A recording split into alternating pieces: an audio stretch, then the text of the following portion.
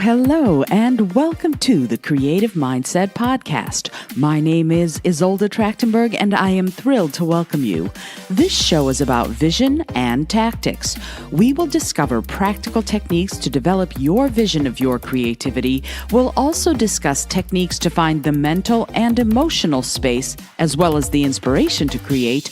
And then we'll explore what it takes to spread the word about your creation so you can live your best and most creative life.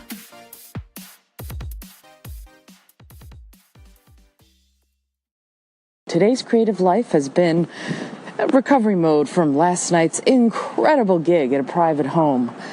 It was amazing. We sang in overtime. In addition to singing all these holiday carols, several of the people there were Jewish, and they said, "I bet you can't sing in Yiddish." And I said, "I bet I can." So I got to sing some songs from Eastern Europe for them, and that was just a delight.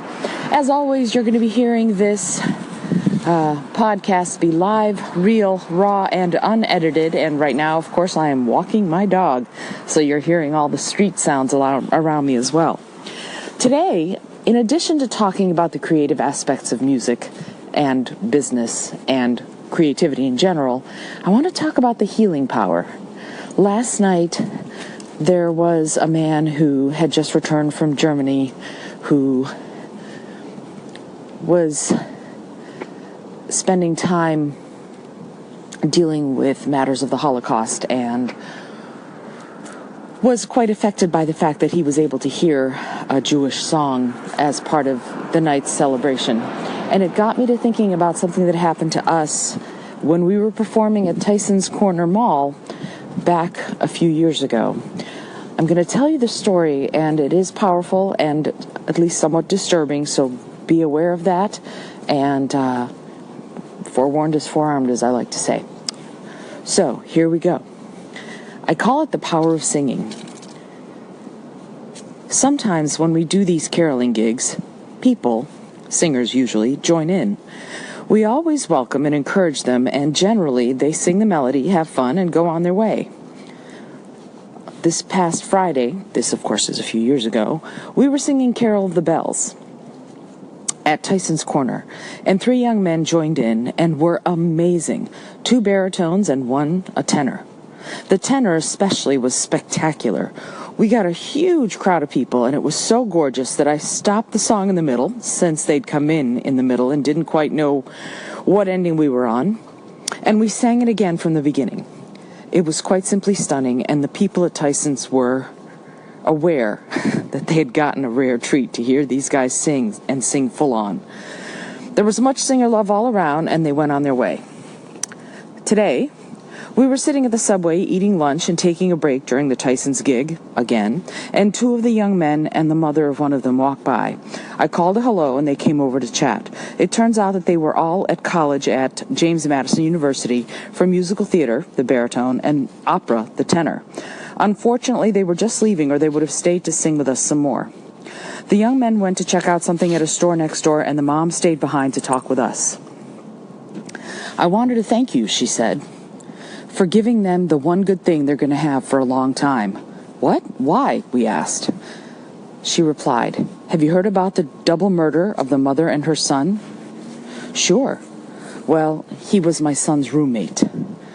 It turns out that the reason they were leaving was because they were off to see the grief counselor, or they would have been happy to stay and sing. School is out. No one is at school to make music with, and these young men are grieving.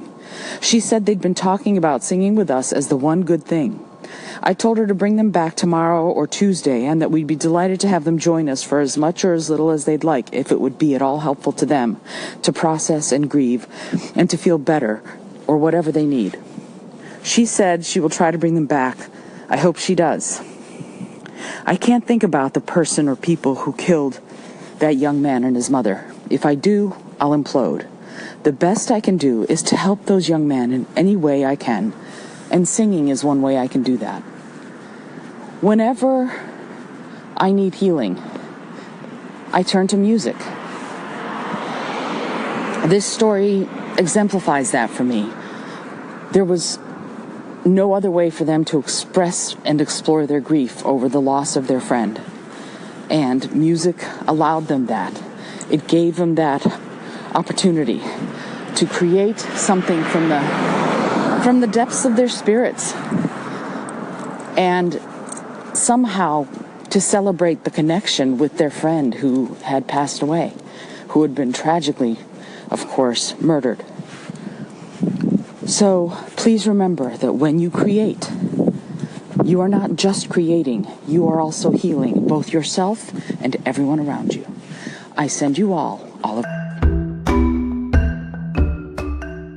Thanks so much for joining me today. I really appreciate you being here. Please subscribe to the podcast if you're new, and please tell your friends about the community we're building here. Today's episode was produced by Isolde Trachtenberg and is copyright Isolde Trachtenberg 2019. Today's music was from Kevin MacLeod, Laser Groove, and Ave Marimba, brought to you by Creative Commons License 3.0. As always, please remember this is for educational and entertainment purposes only. Past performance does not guarantee future results, although we can always hope. Until next time, I send you all of my love.